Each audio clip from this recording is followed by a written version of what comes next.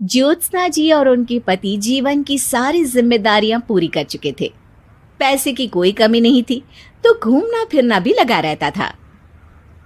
अरे बेटी के घर जाकर तो मजा ही आ गया, लेकिन विदेश से अच्छा तो देश ही लगता है। अब मन को चैन मिला। अरे लेकिन वहां की औरतें देखिए, कितनी फिट, स्मार्ट और चमकती हुई। आदत से तो बाज नहीं आओगे आप।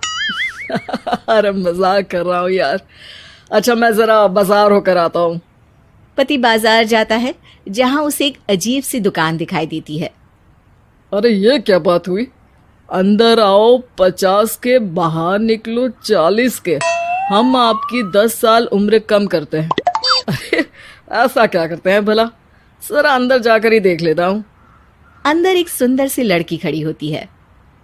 सुंदरी जी, ये क्या दुकान है? जरा जादू हम पर भी तो चला दीजिए।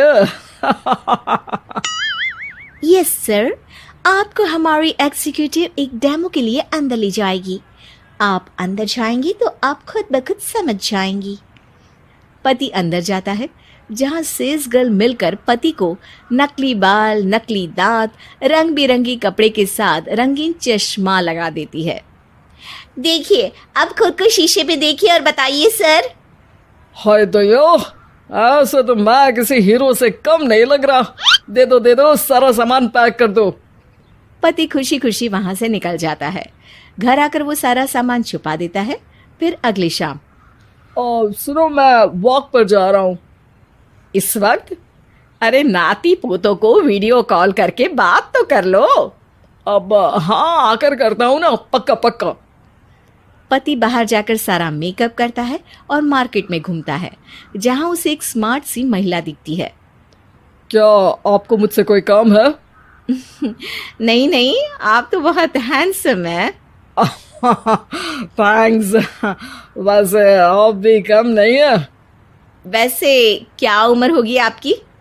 लगता कितने का हूँ? 40 के तो पूरे लगते हैं। अब क्या था, 50 साल के पति को कोई 40 का बोल दी तो। वैसे तो कम का हूँ, लेकिन टेंशन के कारण थोड़ा उम्र में बड़ा देखने लगा हूँ। ओह सच्ची? आप 40 के पूरे नहीं हो? अरे छोड़िए ना, चलिए मैं आपको कॉफी पिलाता हूँ। यहाँ की कॉफी काफी शानदार होती है।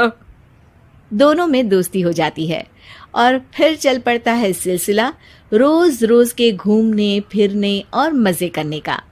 अब सारा दिन पतिदेव फोन पर।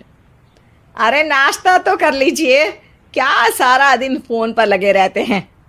अरे यार, जरूरी काम कर रहा हूँ मैं। रिटायर हो, पेंशन मिलती है, कोई काम नहीं है, फिर कौन सा जरूरी काम आन पड़ा आजकल? अरे एक प्रोजेक्ट के सोशल नेटवर्किंग का काम है, उसी पर काम कर रहा हूँ। ठीक है, चलो अब नाश्ता कर लो, देर हो रही है।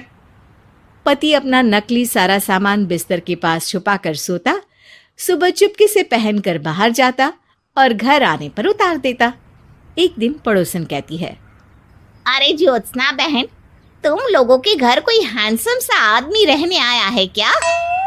अरे कहाँ यार, मैं और ये दो ही तो लोग हैं घर में। हैंडसम सी शक्ल देखे तो मुझे भी जमाना हो गया है। अरे पता नहीं, वो जाता तो तुम्हारे ही घर में है, क्या पता कौन होगा। अरे तुम्हारी उम्र हो रही है ना, और भाई साहब को भी गए 5 साल हो गए, शायद इसीलिए अब सारे हैंडसम नजर आ रहे होंगे। पड़ोसन भी ज्योत्सना की बात पर मुस्कुराकर वहां से चली जाती है। एक दिन, अरे सुनो जी, बहू बेटा और पोता आ रहे हैं, कुछ दिनों के लिए वो हमारे साथ ही रहेंगे। अरे शिट यार, ये क्या है? बेटे ने तो कर ली शादी, अब क्या करने आ रहा है यहाँ पर? अरे कैसी बात कर रहे हो जी, इस उम्र में तो माता पिता तरसते हैं कि बच्चे आकर साथ रहे, लेकिन आप है कि। अरे ठीक है ना, लेकिन अब देखो सभी व्यस्त हैं अपनी जिंदगी में, ये लोग आएंगे रहेंगे, कितनी डिस्टर्ब हो जाएगी लाइफ। कैसी बात कर रहे हो? अरे जैसे बहुत हैपनिंग है ना तुम्हारी लाइफ, तो जो बच्चों के आने से डिस्टर्ब हो जाएगी। अरे दिन काटने मुश्किल होते हैं, बच्चे आ जाएंगे तो थोड़ा दिन रात पता तो चलेगा। ओफो, ठीक है, लेकिन बोल देना कि ना कोई मेरे कमरे में आए, ना मेरी लाइफ पे दखल दे कि मैं कहाँ जा रहा हूँ, क्या कर रहा हूँ, समझी? खैर, वो दिन भी आ जाता है जब बहू, बेटा और पोता उन लोगों के घर आते हैं। एक दिन, माँ जी, आज मेड नहीं आई है तो मैं आप लोगों के कमरे में झाड़ू लगा देती हूँ। अरे नहीं बहू, वो तेरे पापा को ना पसंद नहीं है कि कोई उनके कमरे में जाए। तू छोड़ ना, मैं खुद ही लगा दूंगी। सास को समझ में नहीं आता कि आखिर उसके पति ने किसी को कमरे में जाने से मना क्यों कर रखा है। खैर, वो साफ सफाई करके बाहर निकल आती है, लेकिन कहते हैं ना, बच्चा तो अबोध होता है, उसे किसी बात का क्या पता।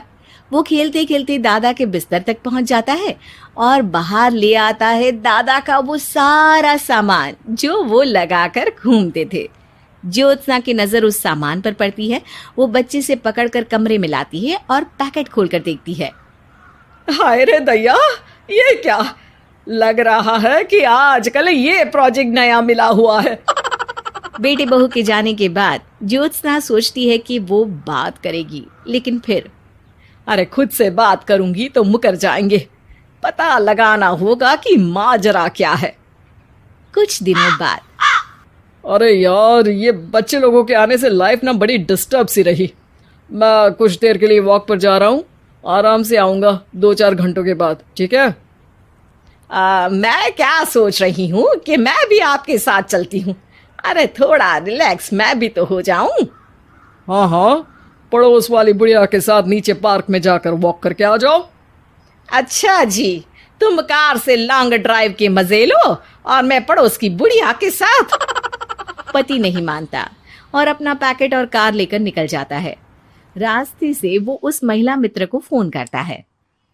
हाय ब्यूटीफुल, मैं कुछ दिनों के लिए आउट ऑफ कंट्री था, आज आ गया तो सोचा तुमसे मिल लूं। हाँ, क्यों नहीं, क्लब में आ जाओ।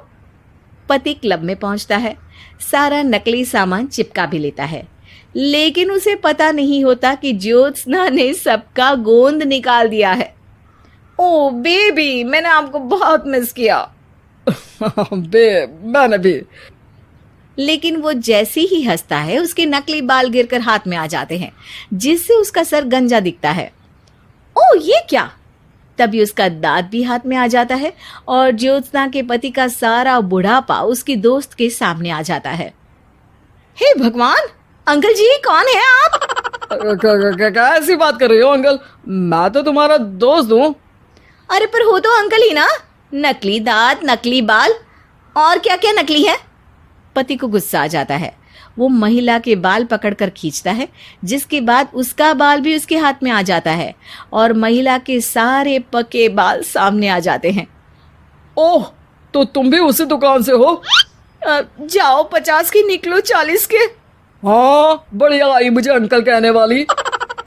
लेकिन ये समझ में नहीं आ रहा कि मेरे बाल और दांत बाहर कैसे आ गए। तभी वहां ज्योत्सना आ जाती है। जी, मेरी वजह से। चलिए इन आंटी जी को नमस्ते कहिए, फिर घर चलते हैं और वहां मैं बनाऊंगी आपको 40 का।